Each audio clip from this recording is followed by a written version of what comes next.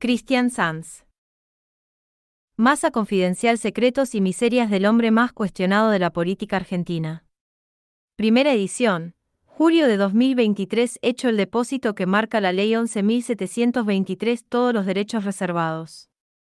Bajo las sanciones establecidas en las leyes, queda rigurosamente prohibida, sin autorización escrita de los titulares del copyright, la reproducción total o parcial de esta obra por cualquier medio o procedimiento, comprendidos la reprografía y el tratamiento informático, así como la distribución de ejemplares mediante alquiler o préstamo públicos.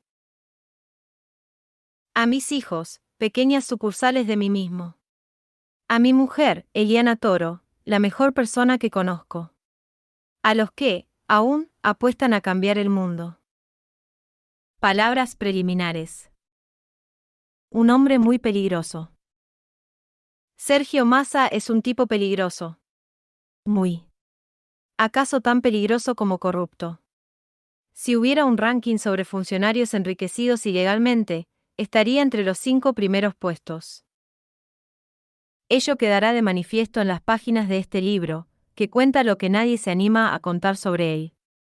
Básicamente porque es un tipo que supo blindarse en todos los ámbitos: la política, la justicia y los medios. Recibe críticas, sí, pero muy menores, archivos de sus cambios de discurso. De cuando denostaba el kirchnerismo, entre 2013 y 2015 principalmente. Voy a barrer con los ñoquis de la cámpora, decía entonces, cuando aspiraba a ser presidente de la nación.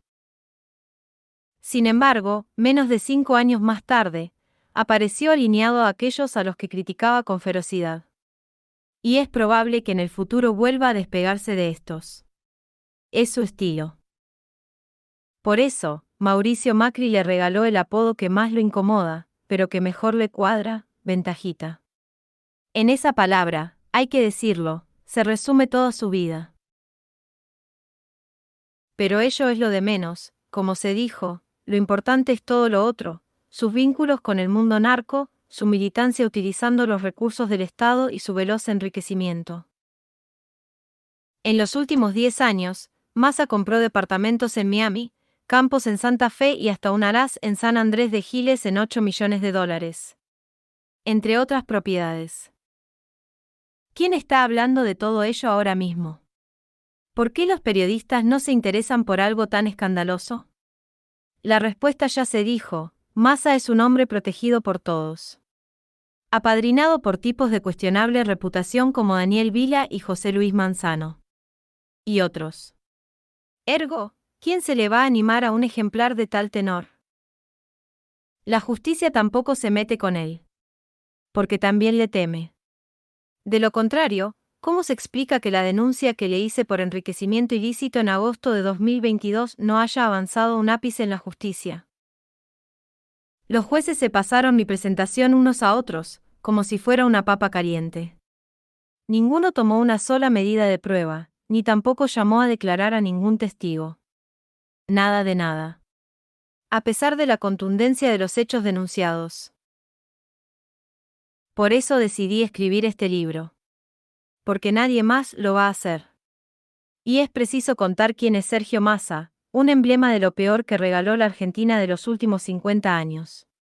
Su figura es calcada a tantos otros referentes políticos intocables, que se han enriquecido ilegalmente trepidando los recursos públicos. Ello explica, en gran parte, la decadencia de la Argentina. Por la impunidad con la que se mueven estos tipos. De manera absoluta y permanente. Frente al desinterés de los mismos que después se rasgan las vestiduras. La presente obra no es lineal ni cronológica. Son diferentes capítulos en la vida de Massa. Todos ellos escandalosos. Unos más y otros menos. Pero todos son bien inquietantes. Tal es así, que ninguna editorial se atrevió a publicar esta investigación. Por eso, decidí subirla gratis a Internet. Para que cualquiera pueda descargarla y leerla. Finalmente, debo mencionar que lo más relevante de este libro es que permitirá conocer al hombre detrás del personaje. Aquel que, con relativa eficacia, Massa se esfuerza tanto en ocultar. Cristian Sanz, julio de 2023. Prólogo. 8 tips para entender a Massa. Para conocer a Sergio Massa se pueden decir muchas cosas, muchísimas, que seguramente se verán a lo largo de este libro. Sin embargo, bastan 8 simples tips que lo definen hasta el día de hoy. De buena cuna. Sergio Massa, actual líder del Frente Renovador, nació el 28 de abril de 1972 en San Martín, provincia de Buenos Aires, en un hogar de clase media alta. Cursó estudios primarios y secundarios en el Instituto Agustiniano, de orientación católica, ubicado en la localidad de San Andrés, municipio de San Martín. Los 90 de la UCD. En el Instituto Agustiniano empezó a militar en la Unión del Centro Democrático, UCD, partido liberal de derecha, fundado por Álvaro Alzogaray en la década de 1980. En los 90, y siendo un entusiasta del gobierno de Carlos Menem, militó por la fusión del partido en el menemismo. Con el apoyo del sindicalista gastronómico Luis Barrionuevo, Massa ocupó una subsecretaría en el Ministerio del Interior y luego fue asesor de Ramón Parito Ortega en el Ministerio de Desarrollo Social. Finalmente, fue elegido diputado provincial de Buenos Aires en las listas del peronismo.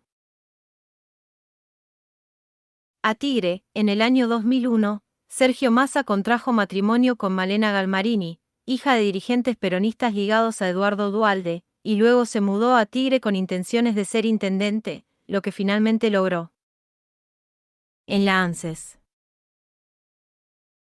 Durante la presidencia interina de Duhalde, tras la crisis del 2001, Massa fue puesto al frente de la Administración Nacional de la Seguridad Social, ANSES, cargo en el que se mantuvo aún después de realizadas las elecciones presidenciales del año 2003, que consagraron a Néstor Kirchner como presidente, hasta 2007, cuando fue elegido intendente de Tigre por primera vez.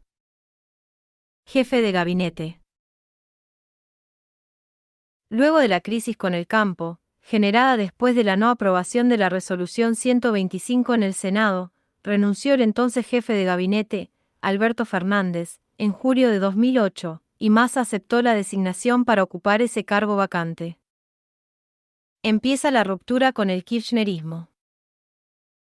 Mientras ocupaba la jefatura de gabinete, fue convocado a integrar la lista del Frente para la Victoria en las elecciones legislativas del año 2009, siendo elegido diputado nacional por la provincia de Buenos Aires, cargo que no asumió porque se mantuvo al frente de la Municipalidad de Tigre. La lista de candidatos a concejal de Tigre, encabezada por su esposa, obtuvo 14 puntos más que la lista nacional que el propio Massa integraba y que encabezaba Néstor. Eso fue posible gracias a que esa lista vecinal se despegó de la lista nacional y la estética utilizada fue diferente, más similar a la de Francisco de Narváez. Además, el propio Massa afirmó durante la campaña que había tomado la decisión de irse del gobierno. El Grupo de los 8 y el camino a la cima. Massa formó en el año 2010 el denominado Grupo de los 8, un grupo de intendentes que incluía a Pablo Bruera, La Plata, Joaquín de la Torre, San Miguel, Sandro Guzmán, Escobar, Jesús Cariglino, Malvinas Argentinas, José Echeverri, Olavarría, Gilberto Alegre, General Villegas, y a Luis Acuña, Home. Con esta base política, Massa construyó el Frente Renovador, con el objetivo de disputar las elecciones legislativas del año 2013 en la provincia de Buenos Aires. En las primarias abiertas simultáneas y obligatorias del 11 de agosto de 2013, el Frente Renovador obtuvo el 35,05% de los votos, siendo la lista más votada en la provincia de Buenos Aires. Las elecciones generales se programaron para el 27 de octubre de 2013 y Massa resultó vencedor con más del 44% de los votos válidos emitidos, derrotando a la fuerza que lo vio crecer. Peligroso amesetamiento. Massa confirmó en 2014 su precandidatura a las elecciones presidenciales del 25 de octubre de 2015. Pero en menos de 2 años, los anuncios políticos del tigrense se volvieron cada vez más efímeros, y la efervescencia de su perfil fue disminuyendo, lo que se proyectó en las cada vez más bajas cifras de intención de voto en las encuestas frente a Daniel Sciali y Mauricio Macri. Esto también provocó la huida del círculo masista más íntimo a otras fuerzas políticas más prometedoras. Sofía Díaz, julio de 2023. Acerca del autor, o sea, yo. Soy un simple periodista de investigación, matriculado profesionalmente. Suelo ser citado en los principales libros de denuncia de Argentina, al igual que mis obras. Publiqué los siguientes libros: La mafia, la ley y el poder, editorial Duncan, 1996, La larga sombra de Chabran, editorial Sudamericana, 1998, Maten al hijo del presidente, editorial Galerna, 1999, Poria Armantano, Un crimen imperfecto, editorial 100, 2003, AMIA, La gran mentira oficial, El Cid editor, 2007, Dossier K, André Materon, 2009, La morsa y la fuga, editorial Wu-Wei, 2016, Trimarco USA, editorial Wu-Wei, 2017, Nisman, El hombre que debía morir, editorial Wu-Wei, 2018. Manual urgente para periodistas de investigación, Tinta de Luz, 2020, y La mentira de los poderes paranormales, Tinta de Luz, 2021. He sido docente de Investigación Periodística, Problemática Religiosa Contemporánea y Técnicas Gráficas 2 en la Escuela de Periodismo Círculo de la Prensa. Ostento el cargo de director periodístico del comprometido periódico digital Tribuna de Periodistas, www.periodicotribuna.com.ar, www.periodicotribuna.com.ar. Fui editor general del diario mendocino MDZ Online y conduje durante años un programa político en MDZ Radio. También fui secretario general de redacción de Diario Mendoza Post y editor general de Diario Vox, uno de los últimos de papel de la provincia. Actualmente soy director periodístico de Diario Mendoza Today y despunto como periodista de investigación en Agencia Noticias Argentinas. Soy el periodista más querellado penalmente por funcionarios públicos, ostentando un récord de más de 40 juicios. Todos ellos los gané en sede judicial. Por una denuncia mía del año 2012, expediente 1999-12, fue detenido el exvicepresidente Amado Boudou en noviembre de 2017, siendo la primera vez en la historia argentina que un funcionario de tan alto rango cayó preso por corrupción. Episodio 1.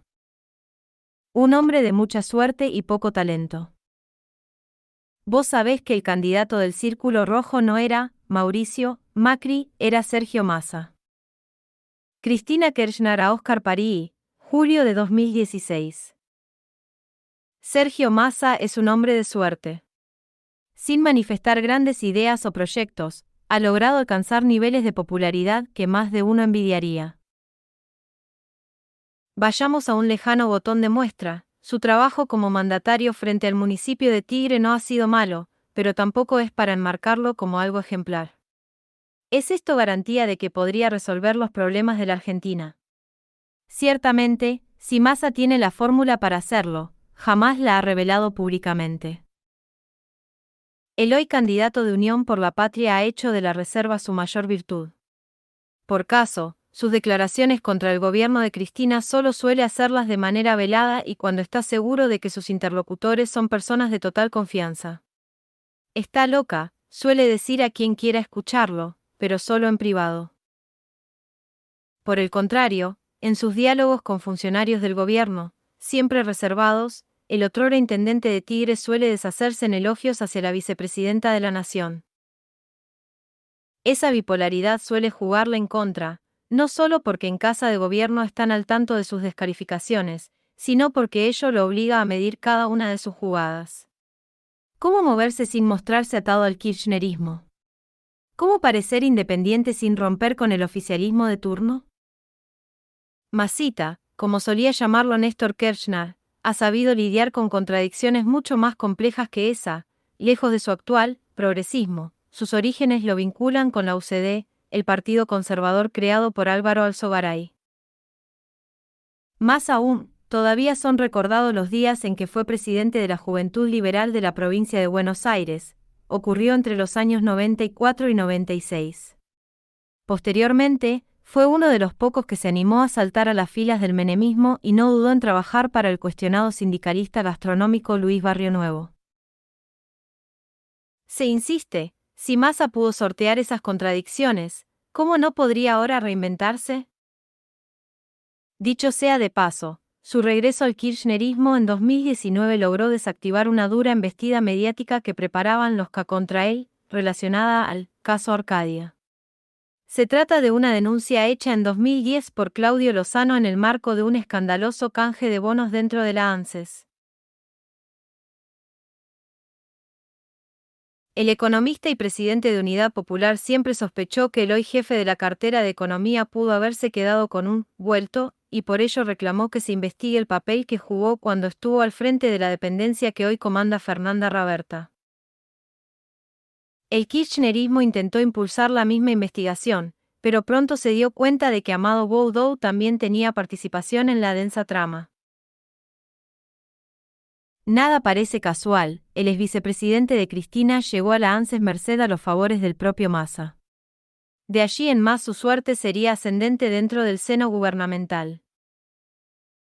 Como sea, el otrora intendente de Tigre logró forjar una figura de buen administrador y hombre público comprometido con la sociedad.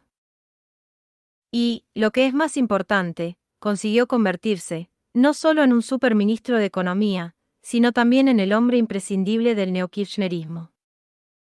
No es poco. Episodio 2. Los incómodos vínculos con el narcotráfico. No se puede negociar con Massa, un mentiroso y amigo de narcotraficantes. Elisa Carrió, octubre de 2021. Elisa Carrió jura que sí. Él dice que no y la sociedad mira expectante desde hace décadas. ¿Existen reales vínculos entre Sergio Massa y el mundo narco o es una leyenda urbana? El caso del hoy candidato a presidente por Unión por la Patria es similar al de Aníbal Fernández. Siempre aparece en medio de tramas escabrosas pero nunca logra quedar implicado en ninguna. ¿Hombre de suerte acaso? Como cuando se hicieron conocidos sus vínculos con Ariel Ramancini, concejal sanpedrino y presidente del bloque Frente Renovador, sospechado de lavar dinero de actividades ilícitas. El hombre, que solía aparecer en fotografías varias con Massa, es titular de 4 empresas que jamás pudo justificar con sus ingresos y quedó bajo sospecha por vender un terreno de 1.000 metros cuadrados en la exigua suma de 50.000 pesos. No es lo único que complica al hoy ministro de Economía, oportunamente fue señalado por Carrió por sus presuntos vínculos con el narcotráfico. Tiene por lo menos una relación con el narco, ya lo denuncié por el caso, Fondo Blanco, sostuvo sin pelos en la lengua Lilita hace 8 años.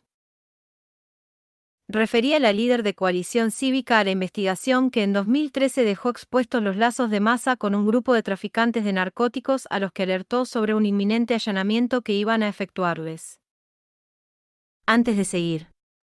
Fondo Blanco fue un operativo antidrogas en el que, entre otras cosas, en los últimos días de octubre y principios de noviembre de 2013 se secuestraron 114 kilos de cocaína en plena 9 de julio y se detuvo a varias personas de nacionalidad colombiana acusadas de narcotráfico y lavado de dinero. Todo ello en el contexto del expediente FLP 51010801/2012, caratulado Sánchez Gálvez, Andrés Mauricio y otros S/AINF. Ley 23.737, del registro de la Secretaría número 1 del Juzgado Federal de Primera Instancia en lo Criminal y Correccional número 1 de Lomas de Zamora.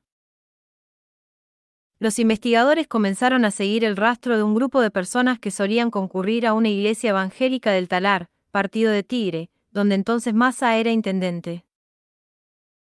Allí, el 28 de octubre de 2013 la policía secuestró una carta que un pastor colombiano llamado David Andrés Acevedo Muñoz le había enviado a uno de sus superiores en Colombia.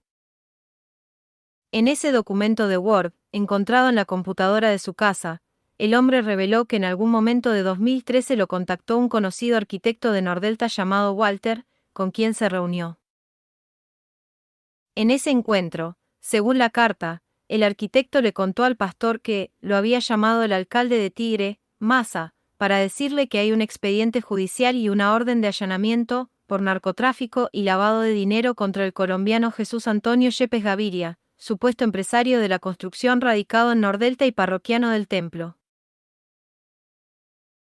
Según el relato del pastor, el arquitecto le comentó que había un fiscal argentino muy prestigioso intentando averiguar en qué se basaba el expediente judicial. De las fuentes disponibles surge que el texto secuestrado también decía que el entonces alcalde de Tigre había mandado a decir que los allanamientos eran inminentes y que el motivo detrás de todo eso era la disputa electoral con Cristina Kirchner.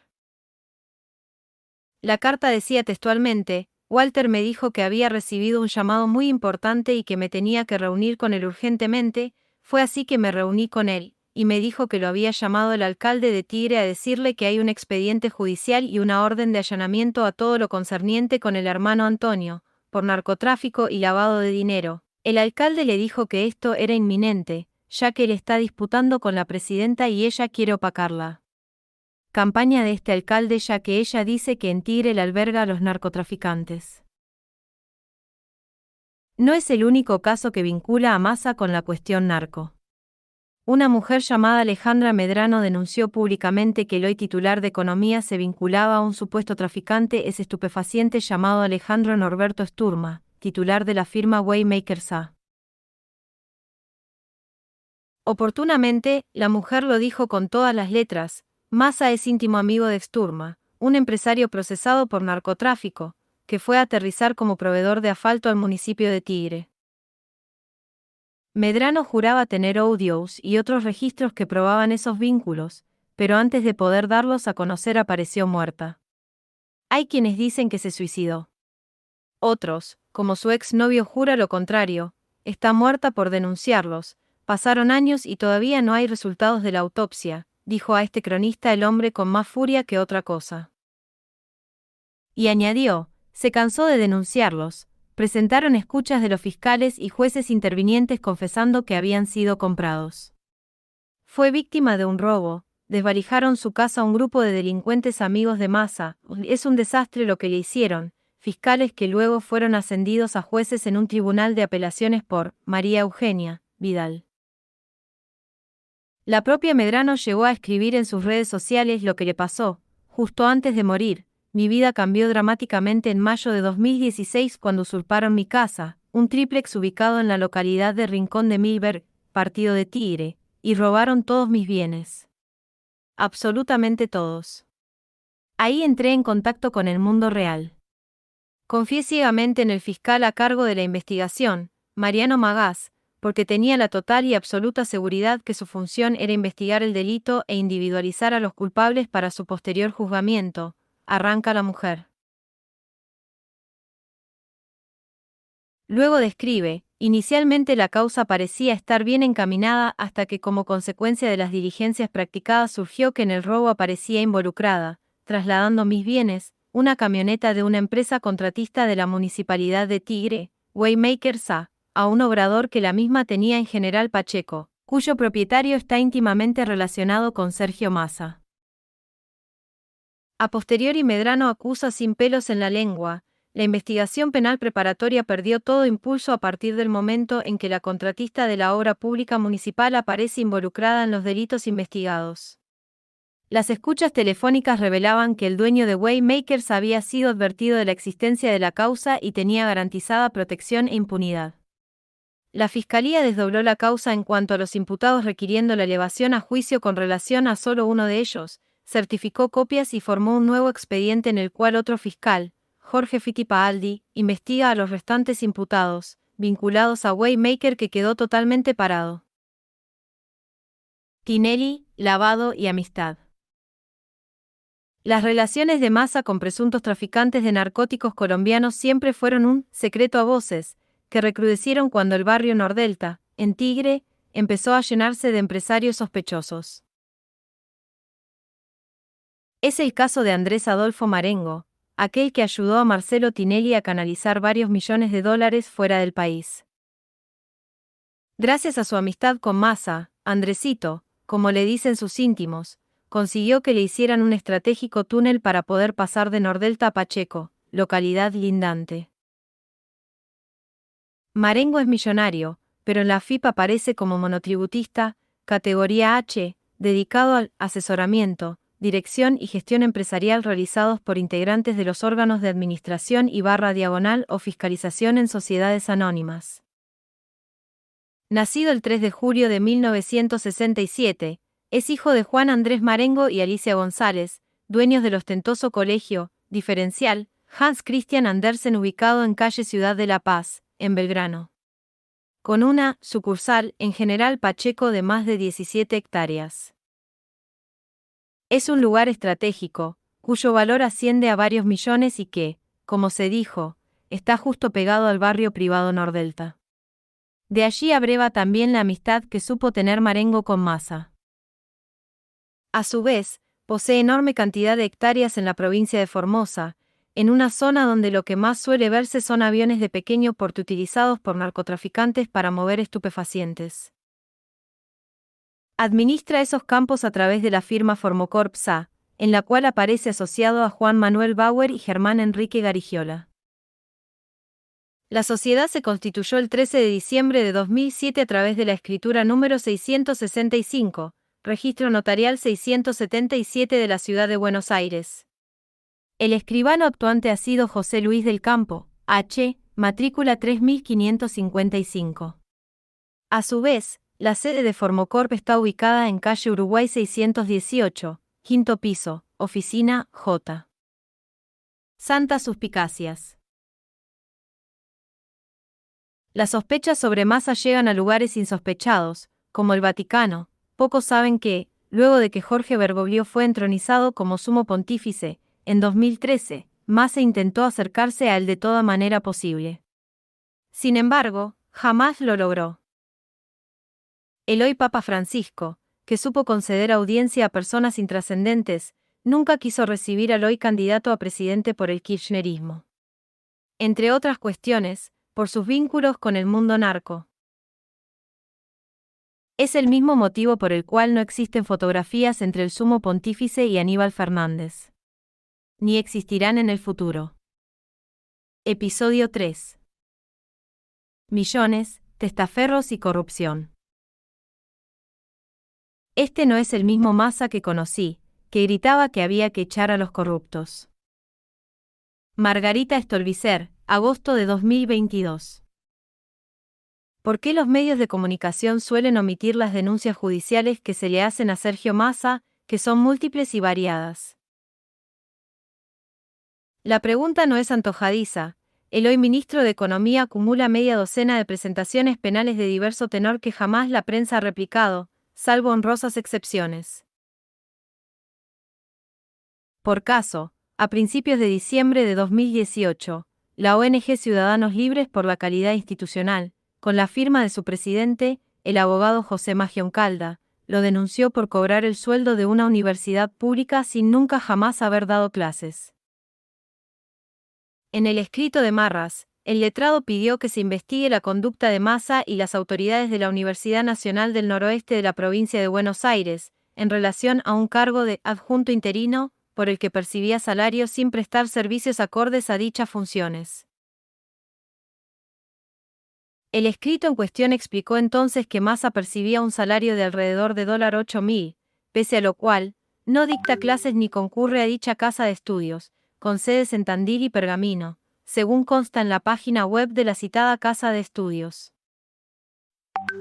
Para el abogado Magioncalda, los hechos relatados, además de que provocaron un perjuicio económico al Estado Nacional, podrían ser encuadrados como delitos.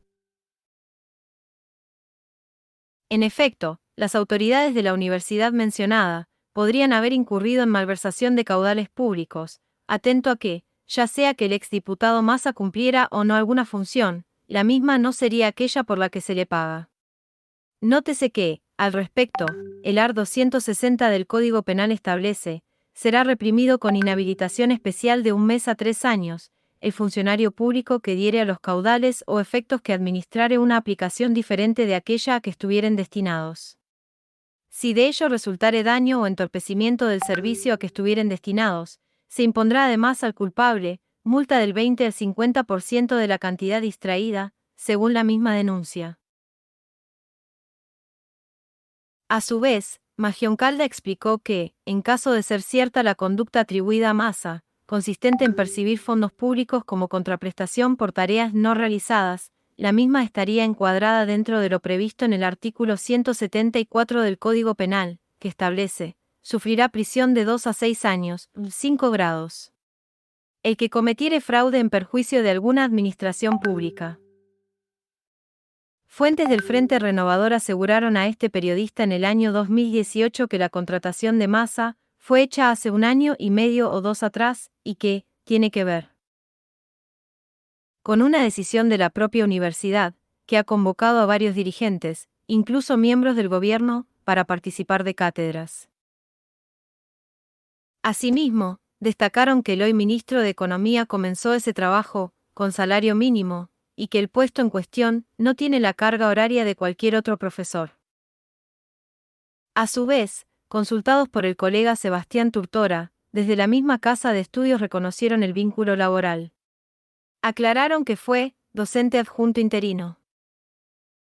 Sin ir físicamente, ¿qué tipo de prestación realizaba? No solo no fue aclarado, sino que fue negado por su familia. Es el caso de la suegra de Massa, la referente del Frente Renovador Marcela Durrié, que sostuvo que la información no era verdad, explicó el propio Turtora. A su vez, en los registros oficiales de ANSES/AFIP, Massa no solo registra cobros de su paso por la Cámara de Diputados durante 2017, sino que también percibía mes a mes ingresos de alrededor de $12.000 de la Universidad del Noroeste. Como se dijo, a pesar de la gravedad de lo denunciado, los medios no se hicieron eco de la presentación de Magioncalda.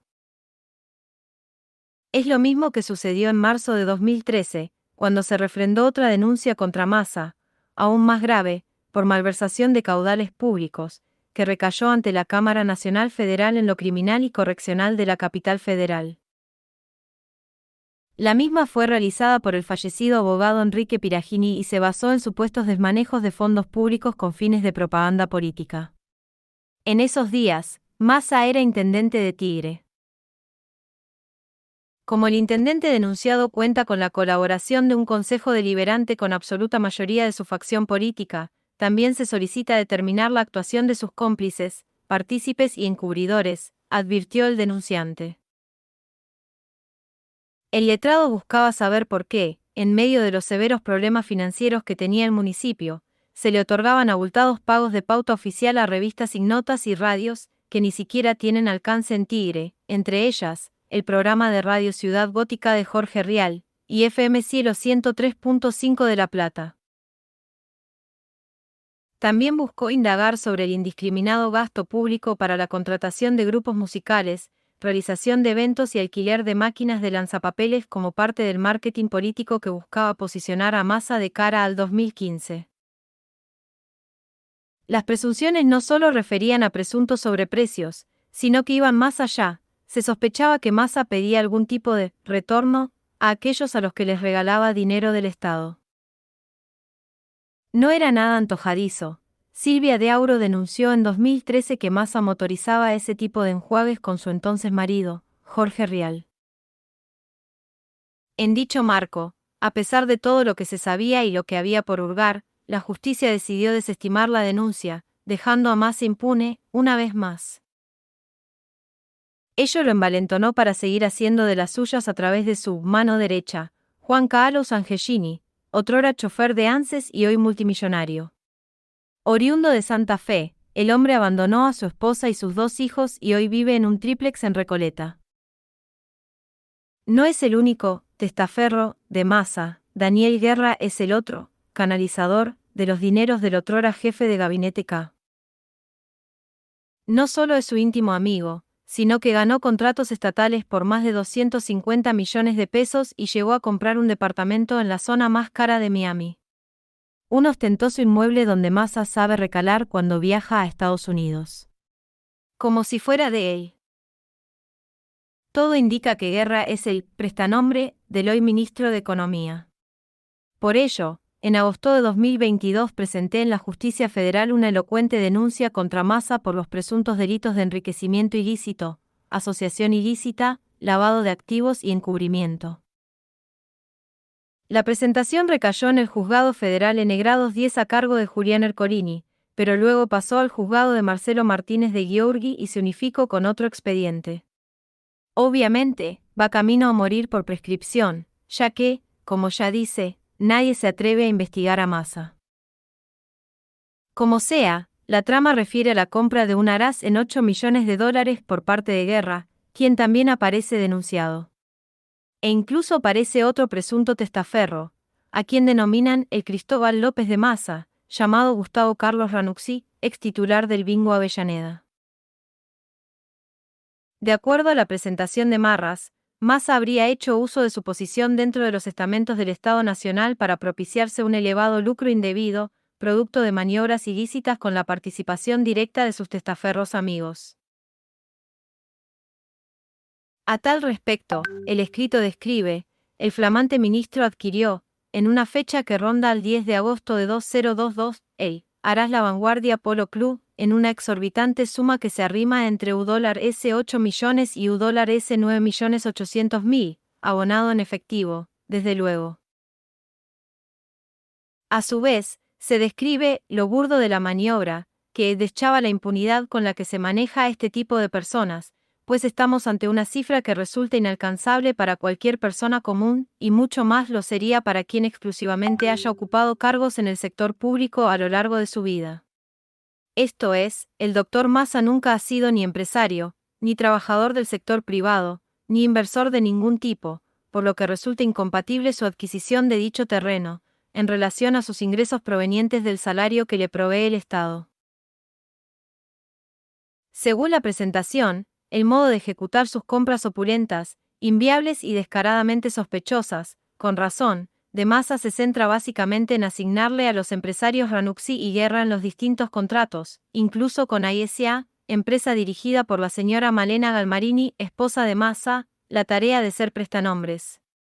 Y digo que tienen ese rol, pues ellos son la cara visible que ostenta una grosera cantidad de dinero sin un origen claro de dichos fondos, y con el curioso vínculo de amistad del Dr. Massa, eviterno político. Y aún más, si bien es cierto que aquí se está denunciando un hecho particular, es decir, la compra de la propiedad que en San Andrés de Giles denominan lo de Massa, lo cierto es que no puede escapar a la pesquisa que tendrá a cargo VS/Diagonal o el señor fiscal interviniente, los demás negociados espurios que hayan celebrado los tres acusados. Cuando estos salgan a la luz. Pues basta con una mínima indagación para destapar la olla, de una vez, y juzgar a todos con la misma vara, CFR Art 16 CN, y con todo el peso de la ley. Como se dijo, el expediente va camino a morir, no solo por el desinterés de la justicia en investigar a Massa, sino también por la falta de acompañamiento de los grandes medios, que no se animan a meterse con él. Episodio 4. Un robo sospechoso, y otros mensajes mafiosos. La inseguridad no es una sensación, es una realidad.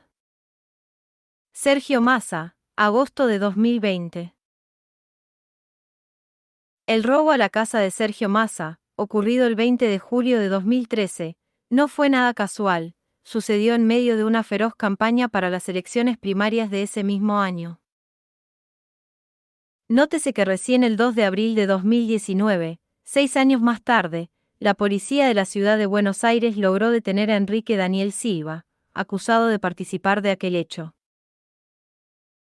De acuerdo a lo que puntualizó el propio líder del Frente Renovador, el hombre ingresó con un documento falso, y con la excusa de hacer un servicio técnico, estuvo 40 minutos en el interior de la oficina. Una vez allí, se llevó 3 computadoras, 2 del equipo encargadas de efectuar informes de gestión, y la notebook de su secretaria privada. A su vez, ingresó a su computadora personal. Ipso facto, comenzaron a plantearse las preguntas de rigor: ¿se trató de un simple robo o algo más? ¿Qué buscaba realmente el malviviente? ¿Alguien lo envió a hacer ese trabajo o avanzó por motu propio? Parte de la verdad surge del expediente que supo sustanciar el fiscal Ariel Yapur, pero lo más relevante es lo que contó el propio Silva a sus conocidos y familiares. Primeramente, debe aclararse que se trata de un hombre que hace escruches, modalidad delictiva que refiere al acceso a viviendas en la que no hay gente. Según pudo comprobar el autor de este libro, la policía bonaerense lo apretó amenazándolo con hacerles algo a sus hijas.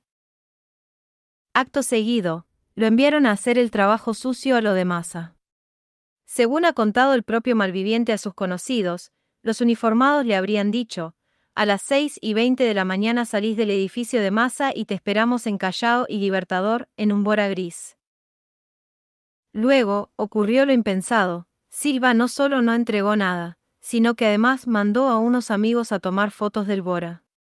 Incluso les dijo a los policías: si le pasa algo a mis hijas, los escracho. Y allí nomás se fugó a la ciudad de Buenos Aires para escapar de la bonaerense. Estuvo en un hotel, luego en otro. Al mismo tiempo, le ofreció al juez devolver las Notebook a cambio de 5 o 6 meses de prisión morigerada con pulsera. Hasta el día de hoy, la familia de Silva teme lo peor, que pueda aparecer suicidado de un momento a otro. Fuera del devenir del referido malviviente, el otro imputado en el hecho fue un oficial de prefectura llamado Alcides Díaz Gorgonio, el cual dependía de la Secretaría de Seguridad a cargo de Sergio Berni. De nuevo las preguntas: ¿fue apenas una coincidencia o algo más? ¿Fue un mensaje o solo un robo? Lo que sorprende es que este último entró armado en la casa de Massa, con silenciador incluido. A su vez, el uniformado disparó contra una cámara de seguridad y se llevó 2 pendrives con información de la gestión del hoy ministro de Economía, entre otras pertenencias.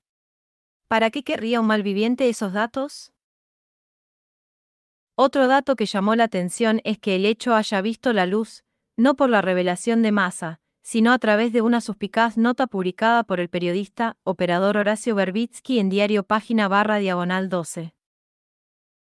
No debe olvidarse que fue este último quien motorizó las principales operetas de prensa oficiales, incluida la imputación infundada de 2009 que intentó instalar que Francisco de Narváez era narcotraficante.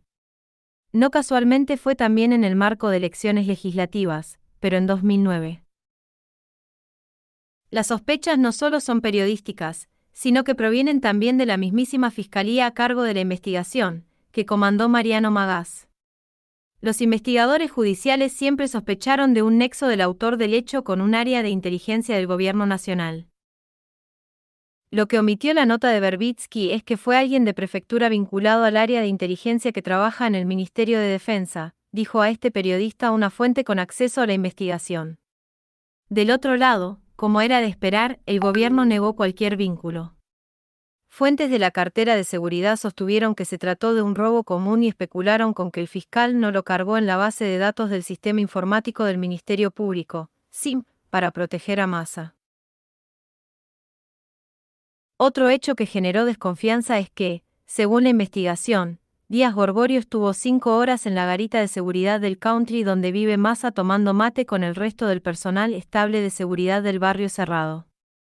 Y algo más. Había otros 2 prefectos en ese momento que extrañamente no fueron detenidos ni llamados a indagatoria. El propio masismo arrojó sus propios interrogantes al respecto. Aseguró que en la nota escrita por Verbitsky se omitió toda la supuesta relación de Díaz Gorgonio con las fuerzas de seguridad nacionales. Las sospechas se potenciaron pocos meses más tarde, el 29 de septiembre del mismo año, cuando Joaquín Morales Solá publicó una nota editorial en La Nación donde aseguró que Sergio Massa podría haber muerto en la matanza. A tal respecto, el colega Luis Gasulla publicó al día siguiente un impecable análisis periodístico en el portal que dirijo desde 2003, Tribuna de Periodistas. Una vez más, como en los días previos a las elecciones primarias de agosto pasado, el kirchnerismo direccionó la campaña política a favor del intendente de Tigre. En aquella ocasión, una nota de Horacio Verbitsky en Página 12 en la que mencionaba el extraño asalto al hogar de Massa, su esposa, Malena Galmarini, y sus 2 hijos, disparó las acusaciones cruzadas. Un extraño personaje se había dejado fotografiar por las cámaras de seguridad ingresando a la propiedad del hombre más influyente del municipio para robar un pendrive. Estaba armado. Del tema no se habló más. El secretario de Seguridad, Sergio Berni, declaró, días después, que los más peligrosos narcotraficantes del país residían en la zona del Tigre y del Delta. No dio nombres, pero el odio kirchnerista apuntaba al traidor de Massa. Algo huele mal en la provincia de Buenos Aires, en medio de una campaña apagada, sin luces ni propuestas. La violencia política puede resurgir en el momento menos pensando.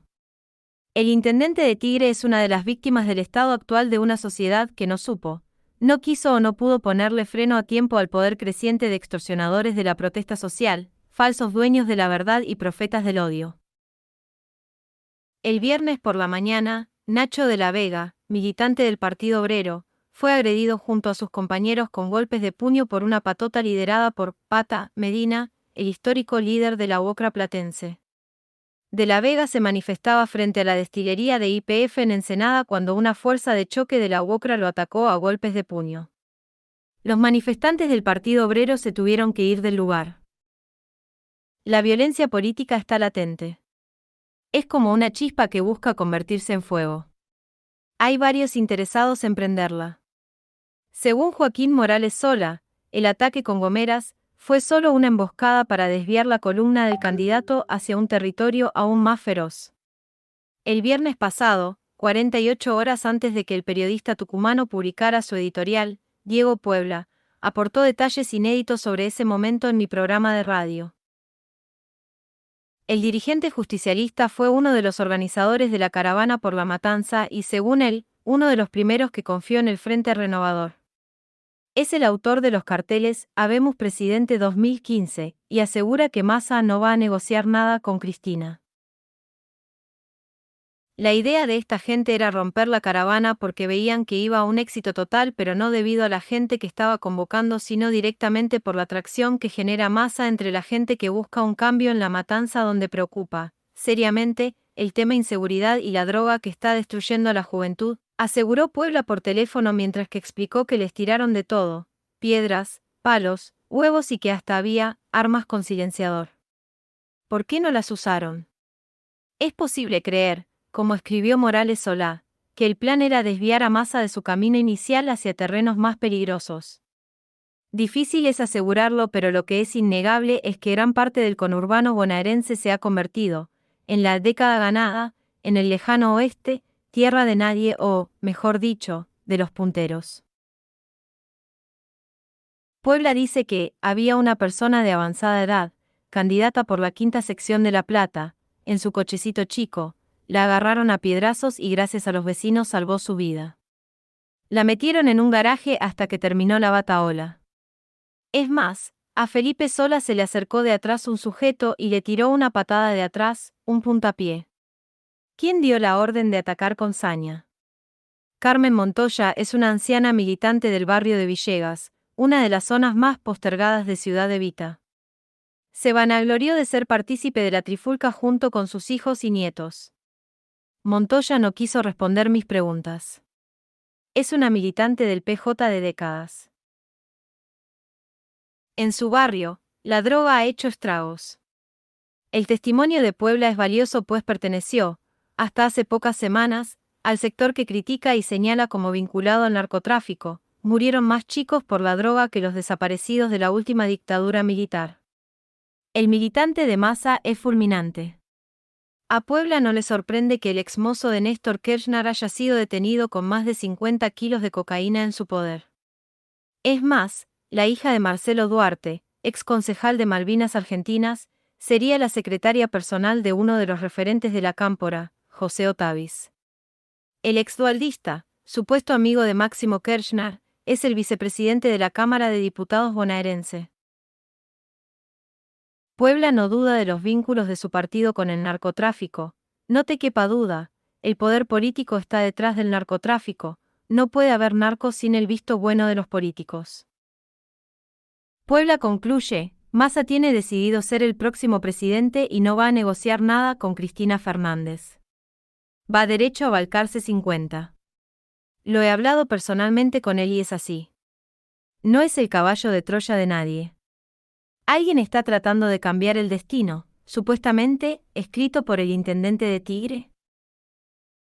Un par de semanas más tarde, a fines de octubre de 2013, conté los detalles de cómo habían presionado al hoy ministro de Economía a través de un oportuno carpetazo. La cosa empezaba a ponerse espesa. Sergio Massa no lo confirma ni lo desmiente, pero el hecho ocurrió y ha sido confirmado por una altísima fuente de su entorno a este periodista.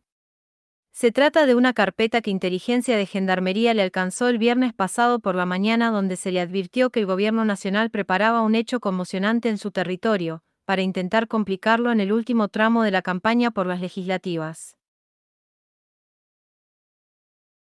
Según el informante, un poderoso intendente de la zona oeste del conurbano, quien acercó el documento al mandatario de Tigre, es un referente cercano a Raúl Massa, ex vocero de los gendarmes que protestaron el año pasado por un incremento salarial, enervando los humores de puntuales funcionarios del kirchnerismo.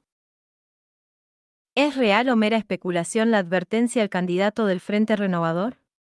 Es imposible saberlo, pero inquieta al gobierno que sea Massa quien se encuentra detrás de la movida.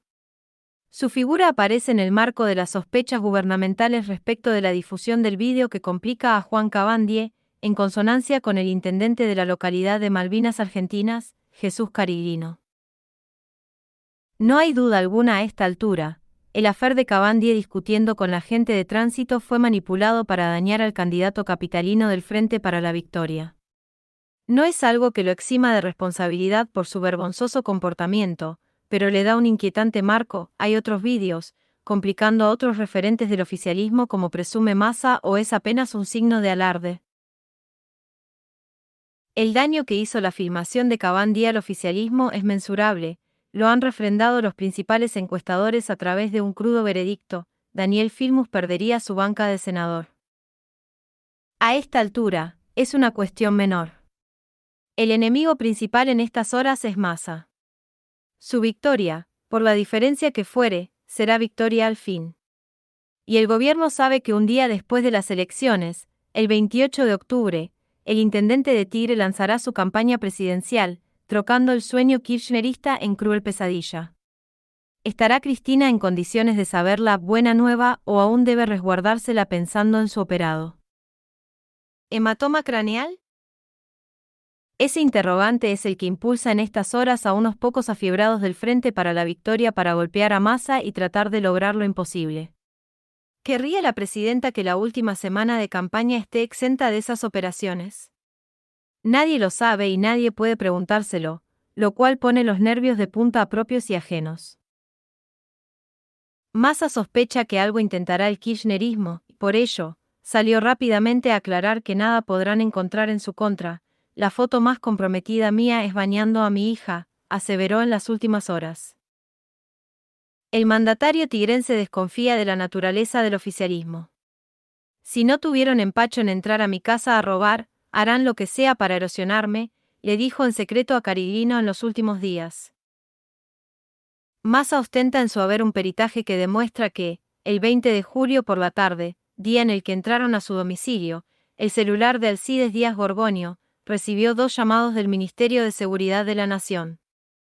Fue apenas 2 horas antes de que el prefecto ladrón ingresara al barrio cerrado Isla del Sol, donde vive el candidato del Frente Renovador. El dato surge de los peritajes tecnológicos que se realizaron sobre el teléfono secuestrado en el mismo allanamiento en el que Gorgonio fue detenido. En este celular, que en la compañía figura a su nombre, también se encontraron llamadas y mensajes de WhatsApp borrados intencionalmente que los peritos pudieron recuperar y preparan los resultados del análisis para la próxima semana, según publicó Diario Perfil el fin de semana. Lo que genera suspicacia en el entorno de Massa es el hecho de que Gorgonio estaba de licencia al momento del robo. ¿Cómo se entiende entonces que lo llamaran 2 veces desde la cartera de seguridad? Pero hay más. Según Diario Perfil, la investigación judicial también llevó a interceptar un teléfono asignado a Prefectura de Personal de Tigre, desde el que se realizó un sospechoso llamado a un testigo de la causa. Según relató uno de los agentes de seguridad que estuvo en Isla del Sol el día que ingresó Gorgonio, por la madrugada antes de declarar, recibió 2 llamados a su casa en el que una voz desconocida le preguntó si asistiría a prestar declaración. Horas después, Los peritos determinaron que el celular desde el que se llamó al testigo está asignado a un agente de prefectura. Desde este teléfono, ese mismo día, también hay una llamada a otro prefecto sospechoso por el robo que cumplía funciones en el barrio cerrado el día del robo, según el diario. A menos de una semana para que se voten las legislativas, el clima empieza a enrarecerse. Podría ser un síntoma de sobreactuación, o no. Dependerá de algo tan intangible como ausente en la política argentina, el tan mentado sentido común. Ciertamente, no fueron las únicas presiones sufridas por Massa. Un año más tarde, en 2014, quisieron cancelar su candidatura presidencial. Me quieren bajar por las buenas o por las malas, les confesó a sus colaboradores. Y añadió, lacónico, si no voy con ellos me van a tirar con todo. Ello disparó las usuales preguntas, ¿qué elementos tenían en su poder quienes lo amenazaban? ¿Qué quiso decir con que lo iban a bajar, por las malas? La trama la contó en detalle Nicolás Diana en Revista Noticias, en noviembre de 2014. El mensaje que le llevaron sus operadores era inquietante. Sergio Massa los escuchó con sorpresa. El gobierno y el sionismo le proponían que se bajara de su candidatura presidencial. A cambio le ofrecían ir como candidato a gobernador por la provincia de Buenos Aires, participar de la interna y hacer una alianza con Daniel Scioli. El peronismo tiene que ir unido. Si vas como candidato a presidente te vas a quedar sin nada y encima corremos el riesgo de que gane Mauricio Macri, fue el mensaje que le hicieron llegar. Los enviados del oficialismo mostraron encuestas, escenarios y argumentaron que Massa no tenía chances de ganar la elección presidencial. Saben que conmigo pierden en segunda vuelta y me quieren sumar para no perder, se agrandó Massa ante sus operadores. Fue su forma de tirar por la borda la loca idea que le proponían. Para que el mensaje fuera más contundente, 2 días después viajó a Jujuy, se sacó una foto con el radical Gerardo Morales y selló un acuerdo para apoyar la candidatura a gobernador del senador. El plan. Del operativo para bajar a Massa participaron gobernadores, funcionarios, operadores, empresarios y hasta encuestadores. La información fue confirmada por funcionarios sionistas y kirchneristas que participaron de la movida y por operadores del ex intendente de Tigre. Uno de los encargados de articular los primeros mensajes con el masismo fue Juan Carlos Mazzón, el operador del PJ con despacho en la Casa Rosada. Mazzón habló con un empresario cercano a Massa y le llevó la idea de sumarlo al entramado del PJ. Al banquero Jorge Brito también lo contactaron para que le llevara el mensaje a Massa, con quien lo une una excelente relación desde la época en que el exintendente de Tigre estaba al frente de la ANSES. Ponele un poco de plata a Mauricio, porque si seguís apostando a Massa, el que va a ganar es Macri, lo chicaneó el enviado del gobierno que buscaba convencer al banquero que era una pésima idea que Massa se presentara como candidato a presidente. También habrían participado del operativo el asesor general del gobierno bonaerense, Gustavo Ferrari, y el ex jefe de gabinete y hombre cercano a Massa, Alberto Fernández, aunque ambos lo niegan. Parte del PJ también apoyó el plan para bajar a Massa. Los gobernadores temen que la dispersión de votos entre Scioli y Massa termine favoreciendo a los candidatos opositores que compiten en varias provincias. Quieren un peronismo unido y alineado para sumar votos de todos los frentes. Uno de los que más se alarmó fue el tucumano José Alperovich. Cuando se enteró de que Massa se iba a sacar una foto con el diputado radical y precandidato a gobernador por Tucumán José Cano lo llamó al encuestador Hugo Aime, de buena relación con el masismo, para que le llevara un mensaje al exintendente. ¿Este va a seguir con los radicales? Des ahí que se deje de joder y se sume al peronismo. Aime lo habló con Juan José Álvarez, el jefe de campaña de Massa, pero no tuvo respuesta. A los pocos días el diputado de Tigre cerró el acuerdo electoral con Cano. En el sionismo creían que si lograban convencer a Massa, el PJ se alineaba automáticamente. Es joven, tiene 42 años y puede esperar, argumenta un operador del gobernador. Los sionistas saben que el exmotonauta no tiene tiempo, se juega la última oportunidad en las próximas elecciones presidenciales. Si pierde, se queda sin nada. Hoy, la mayoría de las encuestas lo ubican a Saïd apenas por encima de Massa. Para Poliarquía el gobernador tiene un 26% de intención de voto, Massa un 23% y Mauricio Macri un 22%. No hay chances de cerrar un acuerdo ahora. Se negaron hace un año cuando eran las elecciones legislativas. Ahora ya está, confiesa ante Noticias uno de los armadores de Massa que recibió llamados del gobierno y el sionismo. Se refiere al acuerdo que Saïd y Massa negociaron hasta último minuto el año pasado y que se cayó por la negativa del gobernador. Según los masistas, Saïd está desesperado porque sabe que en cualquier escenario de Bálatić pierde contra un candidato de signo opositor. Aprietes. Me quieren bajar por las buenas o por las malas, se confesó Massa ante sus colaboradores. Si no voy con ellos me van a tirar con todo, les dijo. El diputado cree que durante la campaña desplegarán un arsenal de carpetazos para lastimarlo. Massa sospecha que el aparato de inteligencia que comanda el general César Milani lo viene siguiendo de cerca. Lo cierto es que el exintendente tiene un informante de lujo, es amigo de Francisco, Paco Larchar, el subsecretario de inteligencia de la ex-SAID. Como puede verse, el devenir de Massa se parece más a una película de espías que a la vida de un político común y corriente. ¿Acaso por sus vínculos con el mundo del narcotráfico y el crimen organizado? ¿Acaso por su falta de escrúpulos a la hora de hacer acuerdos, de cualquier tenor? No es casual que, en medio de tantas presiones y aprietes, haya decidido refugiarse en uno de los personajes más oscuros y cuestionados de la Argentina, José Luis Manzano. Fue a él a quien le reveló antes que nadie, en 2013, que había decidido romper con el kirchnerismo para luego anunciar su candidatura a diputado nacional y dar el primer paso como presidenciable. Manzano le respondió lo que esperaba, que se ponía a su servicio. De paso, resolvió uno de los problemas que lo desvelaba, ya tenía un candidato para el postkirchnerismo. El cónclave se desarrolló en Mariscal Castilla 3050, la casa que 11 años antes había quedado destruida por un incendio en un confuso episodio que tuvo como protagonista a Diego Maradona. Como reveló oportunamente el colega Francisco Sorosa, las charlas entre Massa y Manzano son frecuentes. Comparten cenas y suelen conversar por teléfono cuando el hoy ministro de Economía está de gira por el interior del país. Quienes participaron de la última fiesta de la vendimia en marzo pasado fueron testigos privilegiados de la cercanía entre Chupete y Massa.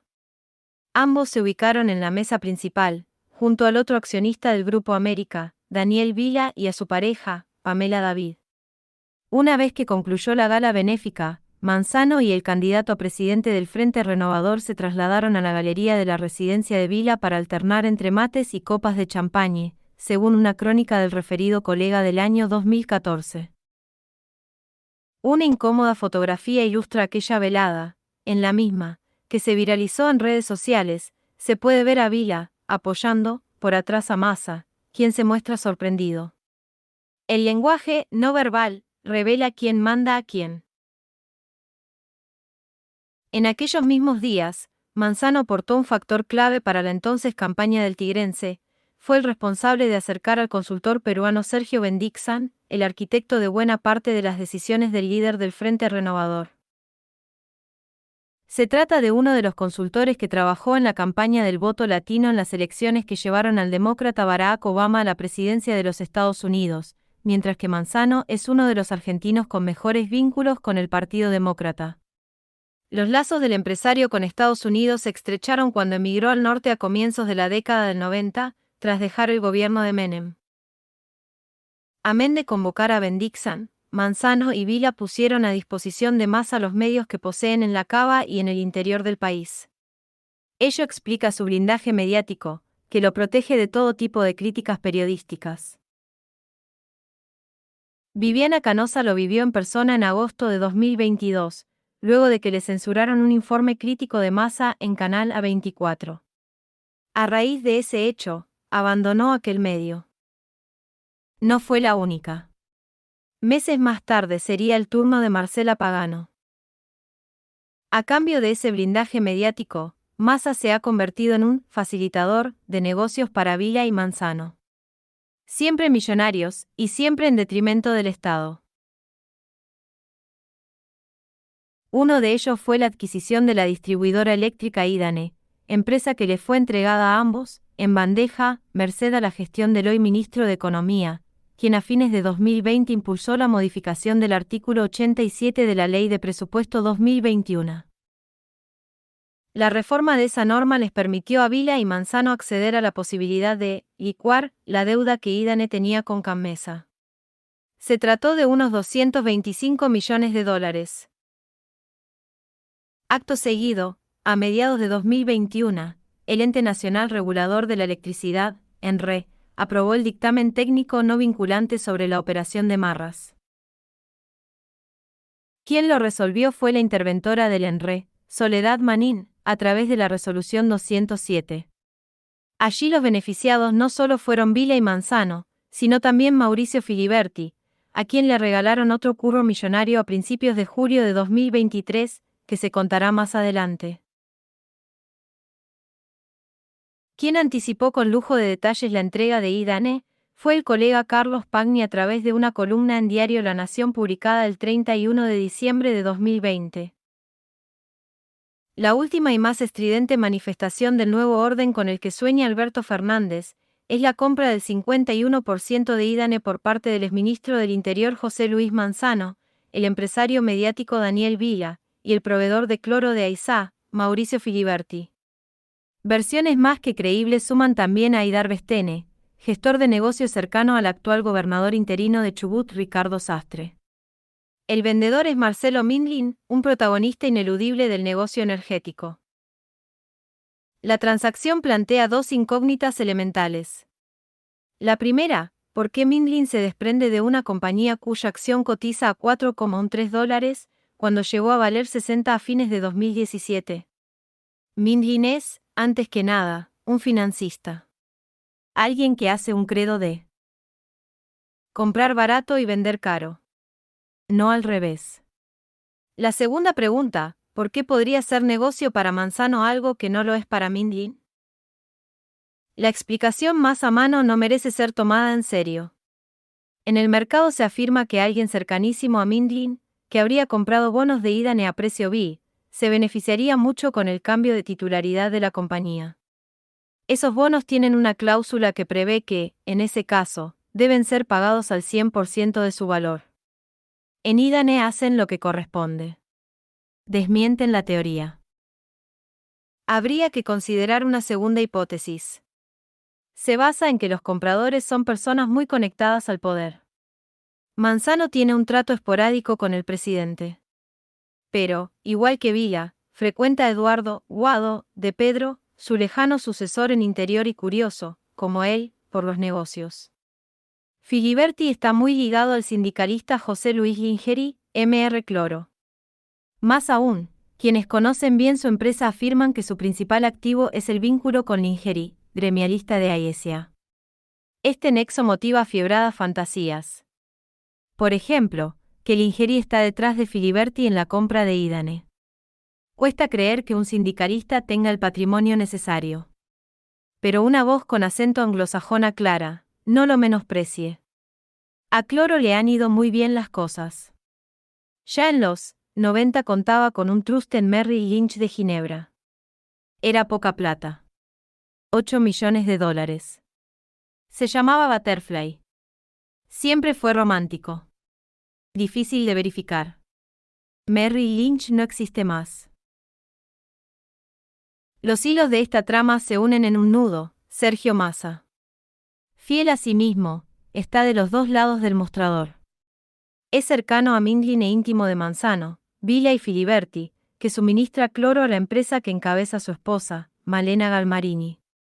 El círculo es tan activo que, según fuentes cercanas a Manzano, la transferencia de Idane se habría terminado de convenir el sábado 12 en una comida, celebrada en zona norte, de la que participaron el vendedor, los compradores y Massa.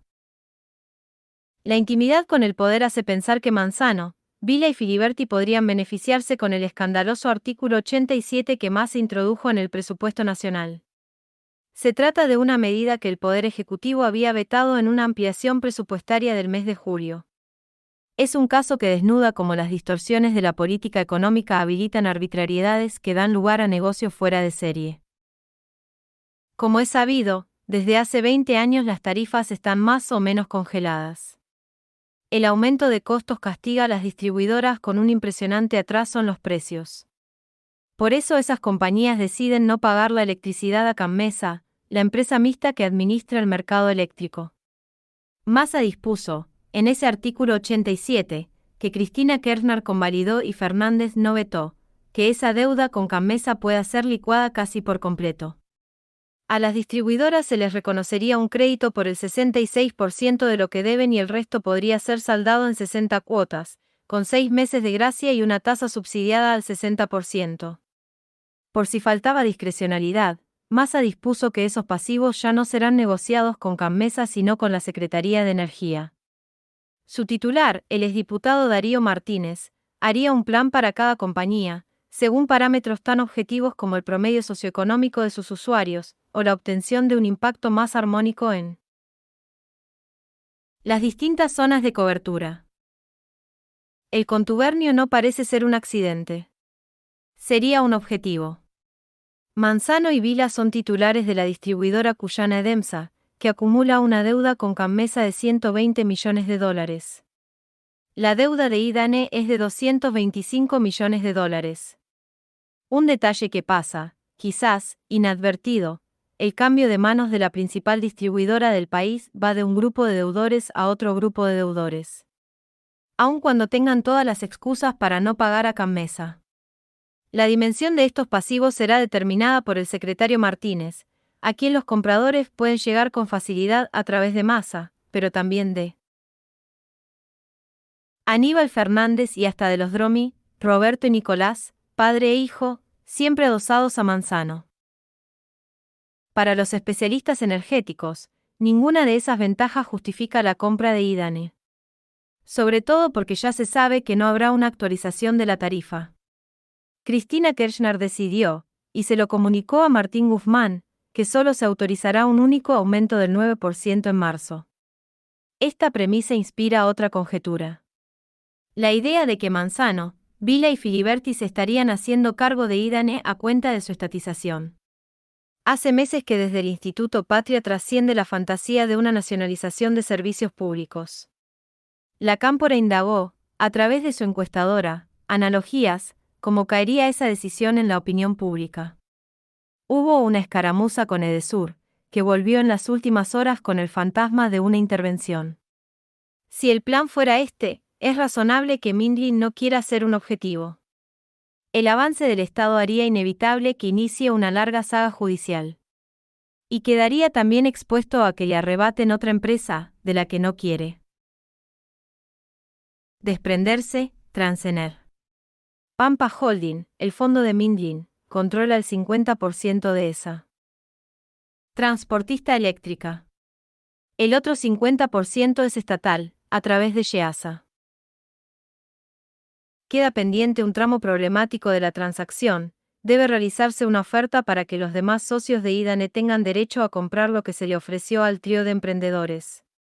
Entre esos accionistas está, con un 27,8%, la ANSES. Convalidará Fernanda Raberta, la aguerrida titular de esa agencia, que los abuelos se desprendan de ese patrimonio al precio vil al que venderá Mindlin? Es un lindo test para la estadofilia de la Cámpora. Lo que ocurrió después es historia conocida. Vila, Manzano y Filiberti se quedaron con IDANE gracias a los buenos oficios de Massa. No es el único negocio que facilitó el hoy ministro de Economía, y no será el último. Como se dijo, Filiberti se quedó con otro curro millonario tras ganar una licitación para explotar, mantener y abastecer de policloruro de aluminio una planta de Aizá, la estatal que conduce Malena Galmarini, esposa de Massa. Según publicó Diario La Nación, el contrato, que se hará por más de $127 millones al menos hasta 2026 y prorrogable hasta 2029, ya es objeto de pedidos de informe de la oposición. El policloruro de aluminio es un coagulante que se usa para potabilizar el agua y cuya fabricación lidera en la Argentina Transclor, histórico proveedor de la empresa y solo secundado en la producción de este insumo por Petroquímica Río Tercero, que esta vez no se presentó, según el mismo medio. En ese contexto, Ricardo López Murphy cuestionó que el texto de la licitación convocara a fabricantes de policloruro de aluminio, en lugar de consignar coagulante, un genérico que les habría permitido participar también a los productores de sulfato de aluminio, otra de las sustancias empleadas para potabilizar. En ese grupo entran también las contratistas Meranol, Faisán y Arquimia. Vamos a investigar las maniobras espurias del ministro Sergio Tomás Massa. Impulsaremos un pedido de informes desde el Congreso Nacional para que nos explique la utilización escandalosa de fondos públicos en favor de sus amigos y socios, había publicado el propio López Murphy el pasado 16 de marzo en su cuenta de Twitter. La Nación recordó que Transclor ya había ganado en abril la compulsa técnica y se impuso el 29 del mes pasado en la económica, en la que quedó sola porque la otra postulante, Productos y Procesos Ecológicos, PPE Argentina, no cumplía con los requisitos. PPE pertenece al empresario Antonio Rey, dueño a su vez de la firma Ferroclor, a la que Filiberti le provee otro insumo, el cloruro férrico. Son todos antiguos conocidos del rubro, publicó el mismo matutino. Episodio 5. Ventajita no resiste el archivo. Perdió Cristina, perdió la cámpora, perdió la soberbia. Sergio Massa, octubre de 2015. Yo voy a barrer a los ñoquis de la cámpora, que nos quieren dejar como parásitos en el Estado. La frase salió de la boca del mismísimo Sergio Massa, en un discurso en el estadio de Vélez, durante la campaña presidencial de 2015. El vídeo se hizo viral cuando el hoy ministro de Economía se convirtió en el nuevo hombre fuerte del Frente de Todos, ahora reconvertido en Unión por la Patria.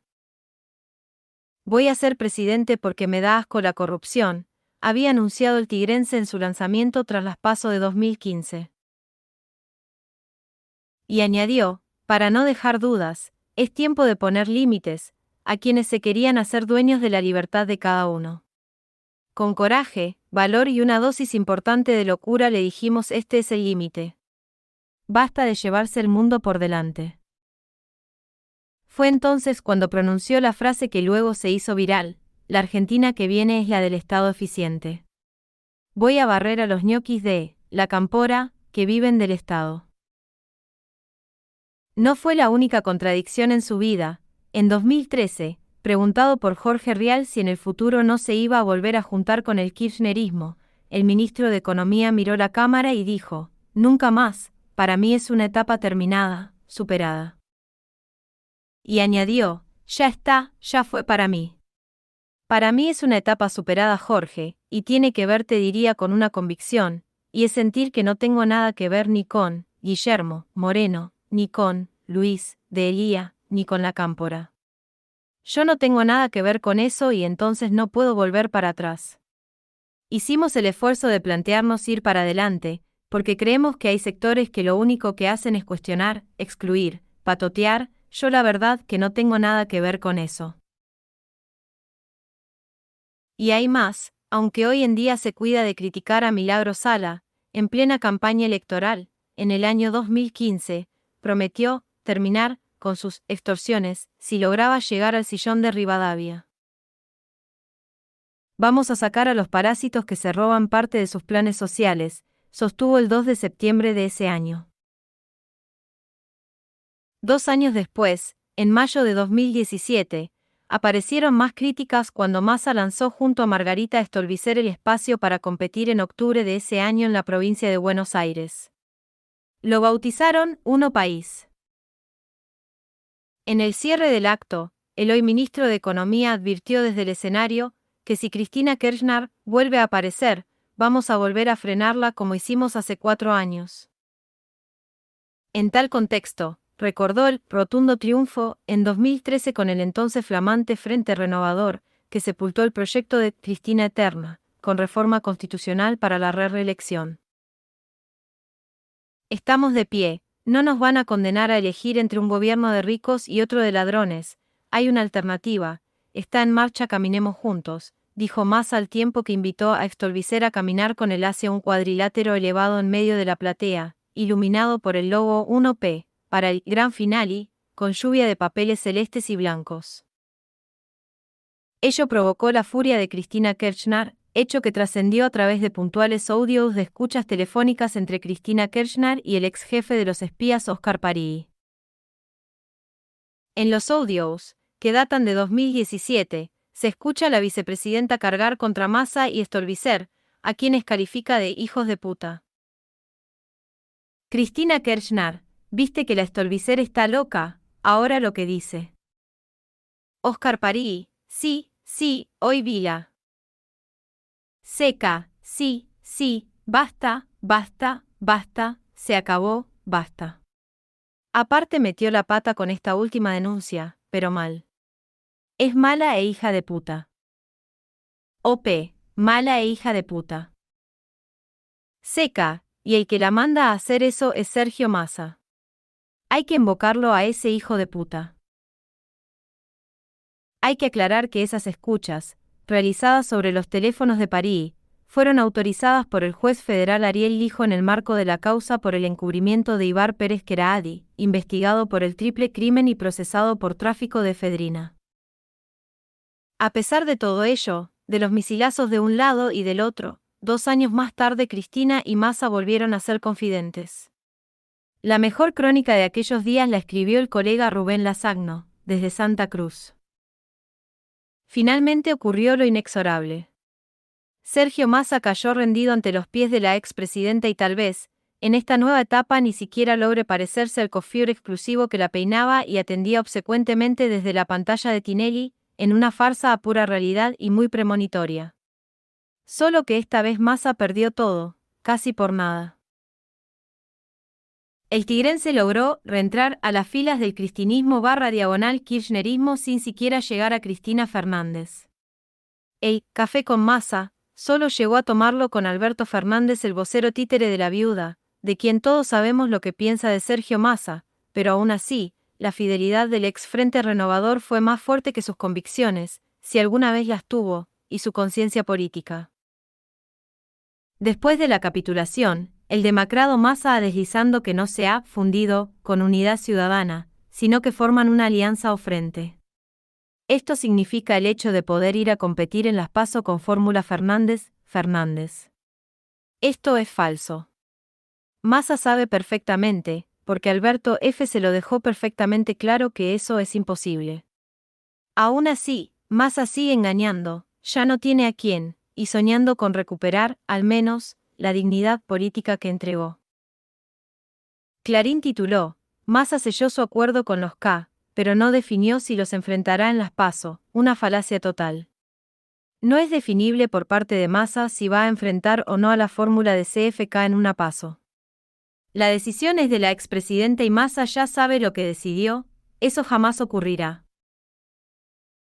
Yo estoy para liderar si me toca liderar, pero también estoy para empujar el carro desde donde sea porque tenemos la responsabilidad de reconstruir nuestra patria. Nuestra decisión es transformar a esa mayoría de argentinos que quieren un nuevo gobierno en una mayoría política para construir ese cambio de gobierno. Tenemos que transformar ese enojo en votos de esperanza, el sufrimiento en participación de la gente, el miedo y la desesperanza en la construcción de una mayoría arrolladora que le ponga final a estos 4 años de fracaso de Macri. Después de decir esto, Massa se juntó con el vago, Máximo Kirchner, y allí cambió la dignidad de su discurso por un carguito en la Cámara de Diputados, ya que le ofrecieron ser presidente del bloque K, como mayor logro y él pidió que su esposa pueda pelear la intendencia de Tigre. Nada, muy poco. Realmente Massa decepcionado y sin duda el kirchnerismo hizo un trabajo muy fino, tentando a quien nunca dejó de pertenecer al círculo de CFK y a estas alturas podemos inferir que cuando gritaba desde los medios y en las tribunas del Frente Renovador, lo hacía por despecho porque la expresidenta lo había echado de su entorno. Con dignidad política, cero, y el argumento falaz de que hace falta generar un frente para ganarle a Macri, Sergio Massa se convirtió en el segundo Alberto Fernández, con el agravante que este último estaba relegado y lo llamaron para sumarse a la jefa de la banda, en tanto Massa entró solito. El fenómeno Massa, sin embargo, no decanta allí, no se agota con la anécdota de un hombre mentiroso, egocéntrico y un gran simulador que solo contaba las horas para volver al regazo de la chorra. No, es la imagen vívida de una Argentina sin rumbo, sin convicciones, sin futuro. Por estas horas los masistas contrarrestan su actitud genuflexa con la adoptada por Pichetto ante Macri, pero la diferencia es obvia. El peronista adhirió al gobierno nacional y contravino su discurso. Massa se alió con los corruptos contradiciendo no solo sus discursos, sino la moral que dijo representar en esos discursos. Pino Solanas, después de haber hablado pestes del kirchnerismo, denunciar al afano de los trenes y la corrupción establecida por la mafia K, terminó abrevando en el partido de CFK, solo por sostener la beca política y los 90 ñoquis que tiene en el Congreso. Lo mismo pasa con Victoria da Anda, ni hablar de Hugo Moyano, que a quien esto escribe le dijo personalmente lo que pensaba de Néstor y Cristina, y son cosas irreproducibles. Quiero cerrar esta reflexión con una magistral nota de humor político que publicó en su columna de Clarín Alejandro Borenstein titulada La masa de Massa, y en cuyo texto hace referencia a estos satélites cambiantes de la política nacional que se acercan a Cristina pensando que suman, pero en realidad ellos, por sí mismos, no suman, son absorbidos.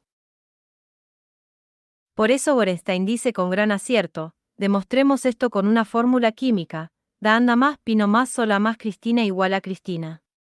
Va otra, Mansur más Moyano más Insaurralde más Cristina igual a Cristina. ¿Se suman los votos? Ni uno. Massa pecó de egocéntrico, narcisista y engreído. Todos se abrieron en su camino hacia ninguna parte, como líder de barro quien no construyó más que un espejismo. Stolbizer y Caamaño son las pruebas palpables de su infortunada decisión. El electorado que seguía la quimera del Frente Renovador jamás votaría al kirchnerismo, él lo impulsa hoy a que voten por el macrismo. En Massa no hubo ni hay estrategia política, solo existe el deseo de volver derrotado a dormir a los pies de su madre política, de su mentora. Lo que no le perdonarán a Sergio Massa es haber destruido las esperanzas de un sector que creyó posible hacer algo distinto. Su capitulación y entrega sepultó con él la esperanza de muchos que creyeron posible una Argentina diferente. Allí, de uno de los casos entre Massa y Cristina, de amores y desamores, en el año 2010, se revelaron documentos secretos del gobierno de los Estados Unidos a través de la plataforma Wikileaks que mostraron acaso el costado más perverso del hoy candidato a presidente. Hay que recordar que Massa asumió la jefatura de gabinete en reemplazo de Alberto Fernández en julio de 2008 y se fue un año después. Kirchner no es un genio perverso, sino tan solo un perverso, dijo el tigrense según el cable de Marras. En ese mismo telegrama, se consigna otra frase que habría sido pronunciada por el hoy ministro de Economía: Cristina sería mucho mejor sin Néstor. Sin embargo, él negó los contactos con la embajada ante Diario La Nación. Aseguró que jamás se refirió a Kirchner en esos términos. Nadie le creyó, ni entonces ni ahora. Episodio 6. El grupo de tareas de Sergio. Hay que invocarlo al hijo de puta de Sergio Massa. Cristina Kirchner, abril de 2017. Mientras se escriben estas líneas, avanza firme la campaña de Sergio Massa para intentar llegar al sillón de Rivadavia. En sentido directamente proporcional, su esposa Malena Galmarini empezó a hacer lo propio a efectos de ocupar la intendencia de Tigre. Uno de sus búnker de campaña es el Canottieri Italiani, el club tigrense al cual la mujer del ministro de Economía supo desviar millonarios fondos de la firma ISA para hacer refacciones, beneficiando a puntuales empresas, una de ellas CIE Construcciones, cuyo titular ha sido bautizado el Lázaro Báez de Massa. Si bien es el ministro de Economía el que le hace ganar todos los contratos, sabe apelar a una inteligente precaución. El que firma los papeles comprometedores es Alberto José Freire, director general operativo de AESA. Está claro que, si alguien va preso, no será Malena. Volviendo a la campaña en sí, hay que prestar atención a la empresa Trenes Argentinos, cuyos recursos son utilizados en secreto por Massa para avanzar en el armado de su propia estructura. Quien permite que ello ocurra es Martín Marinucci, presidente de la firma estatal, junto al subgerente de recursos humanos de la línea Roca, Matías Vide. Un militante puesto en su cargo por Nicolás Russo, hombre de confianza de Massa dentro del Frente Renovador. La trama involucra también al gerente de seguridad de Trenes Argentinos, Eduardo Feijóo, uno de los tantos prestanombres del ministro de Economía. Es quien suele hacer ganar licitaciones amañadas a puntuales empresas de seguridad, entre las cuales se destaca Miurata. A todas les cobra coimas millonarias que asegura repartir con su jefe. Allí aparecen involucrados casi todos los subgerentes de Trenes Argentinos. Todo tiene que ver con todo. Florencia Colman, directora suplente de la misma empresa y amiga personal de Malena Galmarini, es pareja del representante del Frente Renovador de Tigre, Lázaro Flores, una de las manos derechas de Massa. Todos ellos ostentan alta gravitación en AISA, la empresa de aguas de la provincia de Buenos Aires que preside la esposa del ministro de Economía. Asoma en aquella trama la ya mencionada CIE Construcciones, creada por Gustavo Castillo, quien fue procesado en 2018 por su involucramiento en una cuestionada obra en el municipio de Zárate. Nada es casual, el hombre supo ser contador de AISA y comanda la empresa que hoy está construyendo un helipuerto en el Araz La Vanguardia, aquel que el testaferro de Massa compró en $8 millones. Digresiones aparte, CIE, además de ser una de las constructoras más elegidas por AISA, ha sido contratada en más de una ocasión por el jefe de gobierno porteño, Horacio Rodríguez Larreta. También por la entonces administración de María Eugenia Vidal en la provincia de Buenos Aires. No obstante, las grandes obras las hizo con el kirchnerismo. Por caso, bajo la gestión de Axel Kicillof empezó 2 tramos de la adecuación del cauce del río Luján por 587 millones. Quien aparece en medio de tal culebrón es el titular de Obras Sanitarias, el millonario José Luis Gingeri. Otro gran beneficiado por AISA en los negociados por la compra de cloro. Palabras finales, Massa, el intocable. ¿En cuántos medios de comunicación han visto ustedes alguno de los hechos aquí denunciados? Me refiero a los relevantes, no a las trivialidades y curiosidades. ¿Cuántos han dado visibilidad a la compra del Araz La Vanguardia por $8 millones que denuncié en la justicia? ¿Y los vínculos de Massa con peligrosos narcotraficantes? ¿Acaso alguien ha escrito una sola línea referida al uso de dineros públicos para hacer campaña? Como queda claro a lo largo de las páginas de este libro, Massa cuenta con la protección de todos, los dueños de los medios, la Embajada de Estados Unidos y lo más granado de la política. Vamos a decirlo más claramente, el Círculo Rojo lo mantiene blindado. Esa inmunidad le permite ser como es, un hombre que jamás brinda explicaciones y que se anima a lo que sea, sin importarle las consecuencias. Los medios solo atinan a burlarse de sus contradicciones y desaciertos, y le hacen un gran favor. Porque, entre tanto, él sigue con el choreo a gran escala. Por eso quise escribir este libro, para desenmascarar al personaje que nadie se atreve siquiera a cuestionar. Para que los lectores sepan quién es el hombre que sueña con comandar los destinos de la patria alguna vez. El día que suceda, estaremos en verdaderos problemas. Enormes.